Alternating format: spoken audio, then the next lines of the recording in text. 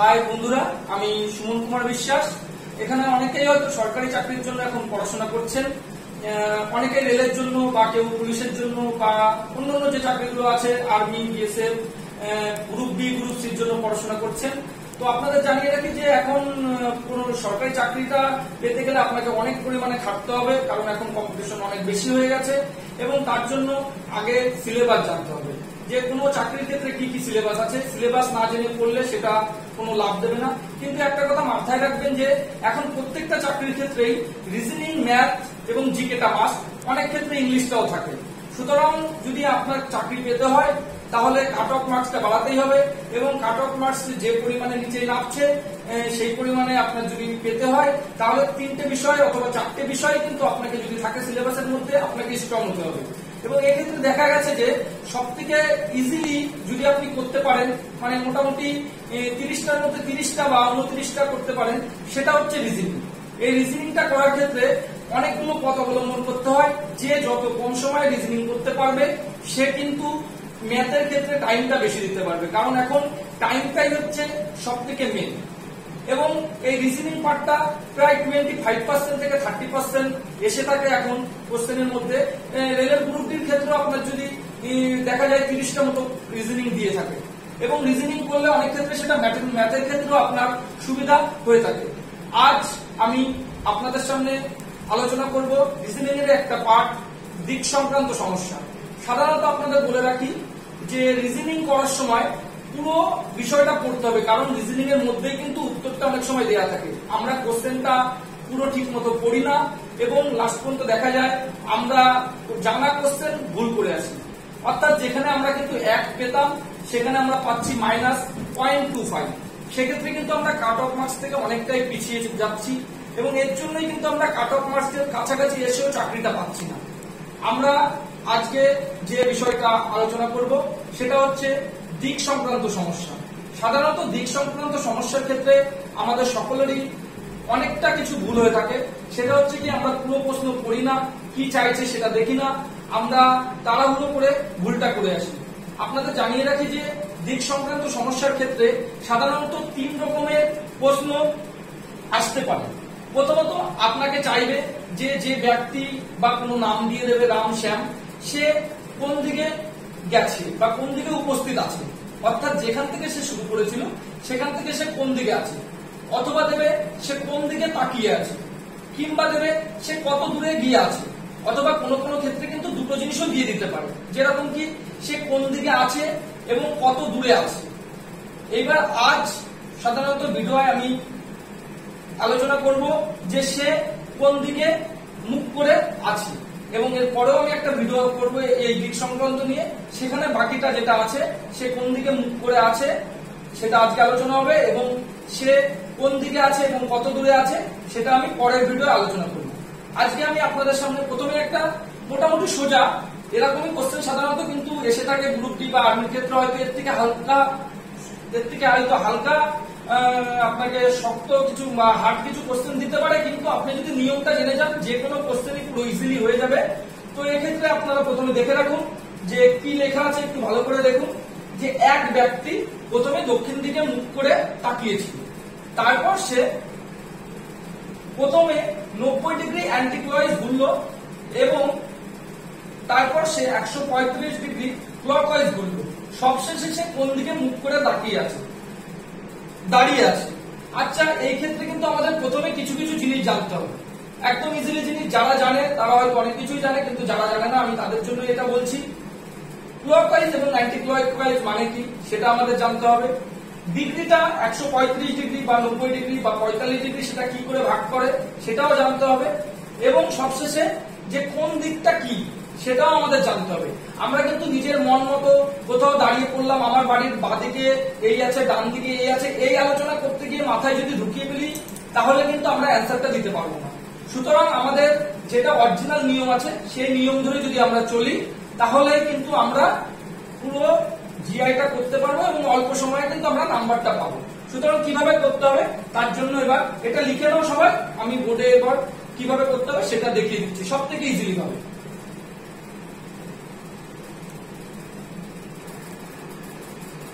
এটা করতে গেলে আপনারা সকলে হয়তো প্রশ্নটা লিখে নিয়েছেন। তো এটা করতে গেলে প্রথমে আমাদের কি করতে হবে, আমাদের এরকম একটা দাগ কাটতে হবে। দাগ কেটে আমাদের এটাকে নর্থ, এটাকে সাউথ, এটাকে ইস্ট, এটাকে ওয়েস্ট, এই 4 ভাগে ভাগ করতে হবে। এবং সেক্ষেত্রে এইটাকেও আবার 4 ভাগে ভাগ করা যায়, অর্থাৎ টোটাল 8 ভাগে। এটাকে আমি দিয়েছি নর্থ ইস্ট, এটাকে সাউথ ইস্ট, এটাকে সাউথ ওয়েস্ট, এটাকে নর্থ ওয়েস্ট, এইভাবে আমরা ভাগ করে দেবো। এবং দেখুন পুরোটা যদি আমরা একটা বৃত্তকারে দেখি তাহলে কিন্তু আমরা 360 ডিগ্রি পাই। অর্থাৎ আমি যদি কোনোভাবে এটাকে যদি আমি 0 ডিগ্রি ধরি তাহলে কিন্তু এটা 90 ডিগ্রি হয়, এটা কিন্তু তাহলে 180 ডিগ্রি, 180 ডিগ্রি হয়, এটা কিন্তু তাহলে 270 ডিগ্রি হয়, এবং এটা কিন্তু তাহলে আবার আমি 360ও ধরতে পারি সেক্ষেত্রে। সুতরাং এটাকেও যদি আমি 4 ভাগে আবার ভাগ করি, এই ভাগটা, সুতরাং প্রত্যেকটা ভাগ কিন্তু 45 ডিগ্রি ভাগে ভাগ হবে। অর্থাৎ এটা 45, এটা 90, এটা 135, এরকম হয়ে ভাগ হবে। এবং আরেকটা ক্ষেত্রে আমি আসছি ক্লকওয়াইজ এবং অ্যান্টি ক্লকওয়াইজ, যেটা আপনাদের বলছিলাম। ক্লকওয়াইজ বলতে কি বুঝি, ক্লকওয়াইজ অর্থাৎ ঘড়ির কাঁটা যেদিকে, ঘড়ির কাঁটাটা যেদিকে ঘোরে সেটা ক্লকওয়াইজ, এবং ঘড়ির কাঁটাটা যেদিকে উল্টো দিকটা হচ্ছে অ্যান্টি ক্লকওয়াইজ। সুতরাং ঘড়ির কাঁটাটা কোন দিকে ঘোরে, সবসময় এইদিকে ঘোরে। অর্থাৎ ক্লকওয়াইজ বললে আমরা কিন্তু সবসময় এই দিকটাই দেখবো, এবং অ্যান্টি ক্লকওয়াইজ বললে যেখান দিয়েই বলুক না কেন আমরা কিন্তু এই দিকটাই দেখবো। এটাই হচ্ছে মেন ফ্যাক্টর। এবার আসছি আমি আমার প্রশ্নে। প্রশ্নটা ছিল, সুতরাং প্রশ্নটা ছিল যে এক ব্যক্তি প্রথমে দক্ষিণ দিকে মুখ করে দাঁড়িয়েছিল, তারপর সে 90 ডিগ্রি অ্যান্টি ক্লকওয়াইজ ঘুরলো, এবং তারপর সে 135 ডিগ্রি ক্লকওয়াইজ ঘুরলো, সবশেষে কোন দিকে দাঁড়িয়ে আছে। তাহলে আমি এখানে দেখতে পাচ্ছি প্রথমে বলেছে কি 90 ডিগ্রি অ্যান্টি ক্লকওয়াইজ ঘুরলো, সে কোন দিকে দাঁড়িয়েছিল, দক্ষিণ দিকে মুখ করে দাঁড়িয়েছিল। তাহলে দক্ষিণ দিক মানে আমি কোন দিক পাচ্ছি, এটা যদি উত্তর হয় তাহলে শিওর এটা দক্ষিণ। এবং এই ক্ষেত্রে কি করব, আমরা যে দিকটায় মুখ করে দাঁড়িয়ে আছে সেদিকটাই যদি আমরা এরকম একটা তীর চিহ্ন দিই তাহলে কিন্তু আমাদের জন্য সুবিধা হবে যে সে কোন দিকে তাকিয়ে আছে। তাহলে কিন্তু আমরা কোনোভাবে ভুল করব না। এইবার আবার বলে রাখি একটা সবথেকে ইম্পর্টেন্ট জিনিস এই কোশ্চেনের ক্ষেত্রে, যেটা সকলে ভুল করে থাকে, সে কিন্তু যেখানটায় দাঁড়িয়েছিল সেখানেই দাঁড়িয়ে থাকবে, সে কিন্তু নিজে শুধুমাত্র ঘুরবে। কোনোভাবে সে যদি এখানটায় দাঁড়িয়েছিল সে কিন্তু লাফিয়ে এখানটায় চলে আসবে না, এটাই সকলে ভুল করে। সে কোনোভাবে লাফিয়ে চলে আসবে না, এটা মাথায় রাখবেন। সে শুধুমাত্র যেখানটায় দাঁড়িয়েছিল সেখানটায় দাঁড়িয়ে থাকবে। শুধু এরকম যদি এদিকে দাঁড়িয়েছিল, তো আমি যদি বলি যে 90 ডিগ্রি ঘুরেছিল ক্লকওয়াইজ, তাহলে এরকম কিন্তু 90 ডিগ্রি ঘুরবে। কোনো সময় কিন্তু সে অন্য জায়গায় চলে যাবে না, এটা মাথায় খেয়াল রাখবেন, এটাই হচ্ছে ইম্পর্টেন্ট। সুতরাং আমাকে প্রথমে কি বলেছিল, প্রশ্ন করেছিল সে দক্ষিণ দিকে মুখ করে তাকিয়েছিল, ঠিক আছে, সে দক্ষিণ দিকে, এখানে দক্ষিণ দিকে মুখ করে তাকিয়ে আছে। এইবার তারপরে কি বললো, সে অ্যান্টি ক্লকওয়াইজ 90 ডিগ্রি ঘুরলো। আচ্ছা, এখানে অ্যান্টি ক্লকওয়াইজ মানে কি দিকে, অ্যান্টি ক্লকওয়াইজ মানে ঘড়ির উল্টো দিকে, ঘড়ির উল্টো দিকে। তাহলে এইটা আমার এখানে যদি 0 হতো, এইটা যদি আমার 0 ডিগ্রি মানে যদি আমি ভাবি, তাহলে 90 ডিগ্রি ঘুরলো মানে কোথায় আসলো, এখান থেকে 90 ডিগ্রি মানে এই জায়গাটা। সুতরাং সে প্রথমে যেটাই ঘুরেছিল সেখানে 90 ডিগ্রি মানে সে এই দিকে মুখ করে আছে, বাট সে কিন্তু এই স্থানটাই আছে, এই যে মেন বিন্দু সে এখানেই আছে, এই দিকে মুখটা করেছিল, এখন কিন্তু সে এই দিকে মুখটা করে আছে। এইটাই মাথায় রাখতে হবে। আমরা কিন্তু যেটা ভুল করে ফেলি, আমরা এখান থেকে ওকে এইখানে নিয়ে চলে যাই, ও কিন্তু এখান থেকে এইখানে যায় না, সে শুধুমাত্র নিজের দিকটা পরিবর্তন করে। তাহলে সে কোন দিকে এখন তাকিয়ে আছে, 90 ডিগ্রি অ্যান্টি ক্লকওয়াইজ মানে এই দিকে তাকিয়ে আছে। এইবার আবার বলছে কি সে 135 ডিগ্রি ক্লকওয়াইজ ঘুরলো, অর্থাৎ সে তাকিয়েছিল কিন্তু এখন ইস্টের দিকে, সেখান থেকে ক্লকওয়াইজ মানে কি, নিশ্চয়ই এই দিকটা ক্লকওয়াইজ হবে। এবার 135 ডিগ্রি, 135 ডিগ্রি মানে কি, দেখো এইটা 90 ডিগ্রি যদি হয়, ওর আমি এটা কত ডিগ্রি ছিল, 90 ডিগ্রি। তো সুতরাং যখন 90 ডিগ্রি হয়ে গেছিল, এই জায়গাটাকে কিন্তু আমার আবার 0 ডিগ্রি ধরতে হবে, কারণ সে ওই স্থান থেকে কিন্তু 135 ডিগ্রি ঘুরেছে। মাথায় কোনো সময় গুলিয়ে ফেলবে না, যেটুকু উত্তর চাইবে সেইটুকুই করবে, এটার জন্য কিন্তু সব থেকে বেশি বেস্ট হবে, এর থেকে ইজিলি ভাবে হবে না। সুতরাং এখানটাই যদি আমি 0 ডিগ্রি ধরে নিলাম, যে এটা লক্ষ্য রাখুন, এটাই ও এখন ইস্টের দিকে মুখ করে আছে। সুতরাং এটাকে যদি আমি 0 ডিগ্রি ধরে রাখলাম, তো সেখান থেকে 135 ডিগ্রি ক্লকওয়াইজ মানে কি, তাহলে এইটা মনে রাখো, এইটা 0 হলে এইটা 90, এইটা যদি 90 হয় তার সাথে 45 যোগ করতে হবে, তাহলে 45 ডিগ্রি মানে কি, এই জায়গাটা 45, এখান থেকে এটুকু 45, কারণ কি এটা 90, এটা 90 হলে তার হাফ 45। সুতরাং সে 45 ডিগ্রি আর এখানে 90 ডিগ্রি সমান সমান 45 ডিগ্রি প্লাস 90 ডিগ্রি ক্লকওয়াইজ মানে টোটাল 135 ডিগ্রি। আমাকে কি চেয়েছিল? 135 ডিগ্রি ঘুরলো। সুতরাং সে এখন মুখ করে আছে এই দিকটায়, সে কিন্তু এই স্থানটাই আছে, বাট শুধুমাত্র মুখটা করে আছে এইখানটায়, এটাই মাথায় ঢোকাতে হবে। তাহলে সে কোথায় এখন কোন দিকে মুখ করে তাকিয়ে আছে যদি আমার কাছে প্রশ্ন জিজ্ঞাসা করা হয়, তাহলে দিকটা কি? এই দিকে মুখ করে তাকিয়ে আছে, মানে দিকটা কি? এটা কি? South West. পুরো ক্লিয়ার হয়ে গেল। এবং এরকমই আমি আবার আরেকটা আপনাদের করাচ্ছি, হয়তো দুটো করার পরে ইজিলি হয়ে যাবে। এবং পরবর্তী যে জিনিসগুলো আছে অর্থাৎ কোন দিকে তাকিয়ে আছে এবং কত দূরে আছে সেটা আমি পরবর্তী ভিডিওতে দেবো।